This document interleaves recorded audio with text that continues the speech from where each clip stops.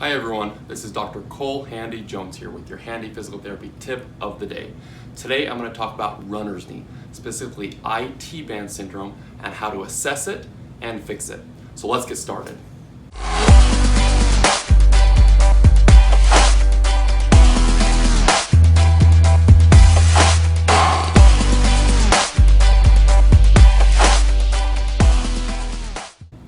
So runner's knee is a very broad term. There are a few different things that you can be dealing with when you deal with runner's knee. What I'm going to be talking about is IT band syndrome. This is one of those pieces underneath that umbrella term of runner's knee.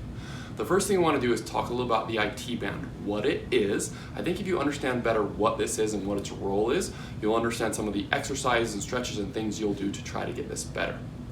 So what the IT band is a very thick, dense, connective tissue in your body. It runs along the side of your thigh. It goes from your hip bone down to your knee, okay? Specifically, there are a few muscles that attach into your IT band.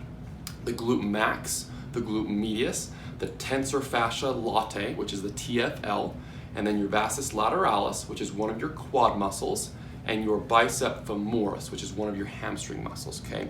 All these muscles attach into this thick, dense connective tissue. The main role that the IT band does is to help transmit forces from your hip to your knee to better help control your knee, okay? The IT band, I've said multiple times, is a thick, dense connective tissue. I often like to picture it as a leather belt that's along the side of your thigh to help control your knee. If you think about this leather belt along the side of your leg, there's not a lot we can do to actually change or deform or lengthen this leather belt or your IT band syndrome. So one of the common treatments that I hear people try when they have IT band syndrome is to roll out or foam roll out their IT band. Well, picture taking a leather belt, putting it down on your counter, and taking a cookie roller and trying to roll that leather belt out to make it longer. Do you think that's actually going to change? No. Probably not. You would need incredible forces for long periods of time to actually lengthen that leather belt. So if you're around someone who tells you to constantly foam roll your IT band for IT band syndrome, you're probably not around someone who really knows what they're talking about and completely understands physiology, anatomy, and rehab principles, okay?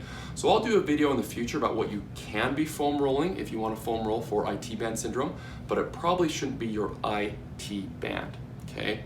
I've said this before, and I'll say it again in the future. The knee is really a victim, not often the culprit, okay? So if you're having IT band syndrome or something going on with your knee, we have to look above and below that knee to really find the underlying and true cause of your problem, okay? So for you, it's probably an issue at your hip or problem issue at your foot and ankle. And I'm gonna help you kind of assess those things, the common things that I see, to know how to treat this IT band syndrome a little better, okay? The knee is a hinge joint. So I want you to picture a hinge in your door that opens and closes, okay? That hinge probably doesn't wear out very frequently. They're pretty stable joints. But if something goes wrong above below, especially at your knee where you have these longer levers, meaning your thigh bone and your shin bone, then that will cause abnormal forces, stresses to start going through the knee and to cause problem. So let's get into how to assess your IT band syndrome to find out if it's really your foot or ankle, your hip, or maybe both.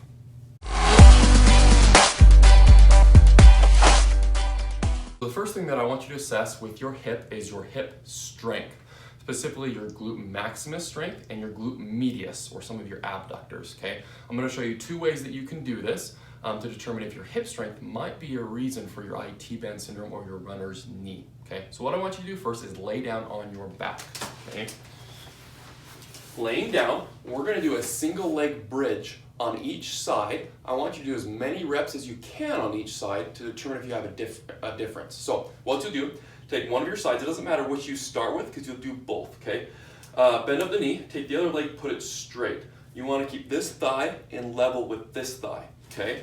And then all you're gonna do is lift straight up by squeezing this butt cheek together, get it firmer, and then you're gonna come back down. Squeeze up and down, okay? Basically what I want you to do as many reps as you can on this side until you start to feel significant fatigue or like you can't get as high. Once you feel that, take note of how many you got. So for example, let's say I did this side and I got 19 reps. Great.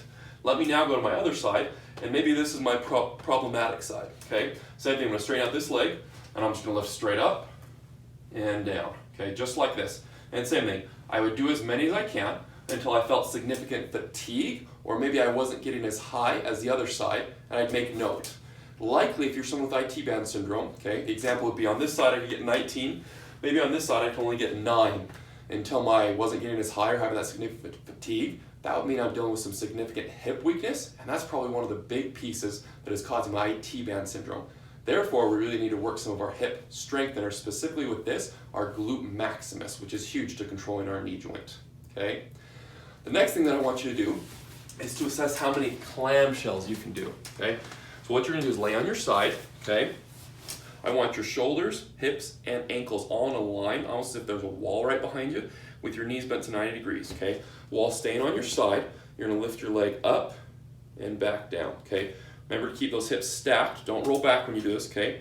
And same thing as the last one. I just want you to do as many clamshells as you feel like you can do until you feel significant fatigue and or your knee can't go as high, okay? So I'd be going along. Same thing as the last scenario. Let's say this is my affected side, or the side I'm having a problem at. Maybe I get to 24 reps, okay? What I would then do, I would flip over to my other side, do the exact same thing. So I'd line up for my clamshell, start going up and down, and I'd make a note of how many I could get. So on my other side, my affected side, I said that I could maybe get 24. On this side as I'm going, maybe I get 35, okay? That shows that there probably is a difference, and these hip abductors, specifically your glute medius, is probably something that's really important that you need to work to help control your knee better. This muscle specifically, glute max and glute medius, are the two most common weaknesses that I find usually in people who have knee pain, especially runner's knee or IT band syndrome. So give that a try. The next thing I want you to do is to assess how your feet are. Specifically, we're going to look at if one foot is overpronated compared to the other. What overpronation means is it means that one foot is flatter than the other side. So sometimes we call this a flat foot, loss of an arch, something like that. So what I'll have you do, stand up, because we do want to assess this with load on your feet, okay? You're going to shift your weight back and forth so you can just kind of feel the weight. I want you to the point where you feel 50-50. So you have 50% through one side, 50% through the other side, and then you'll look at it, okay? It's kind of hard sometimes for you to get the right vantage point, so you might set up a camera, maybe have someone else look, or you can actually feel the arches to see if one side is overpronated or flatter than the other side. Okay, what this does, if you do have a flat foot, every single time that you're stepping or you're running, if we're talking about runner's knee, you're overpronating, which is changing how your knee is moving. And if we overpronate every time, our knee falls in over and over again, causing abnormal forces through that IT band and gives you knee problems. So take a look at that. If you look at my feet, you can see that I have a significantly overpronated foot on my left side compared to my right side, okay?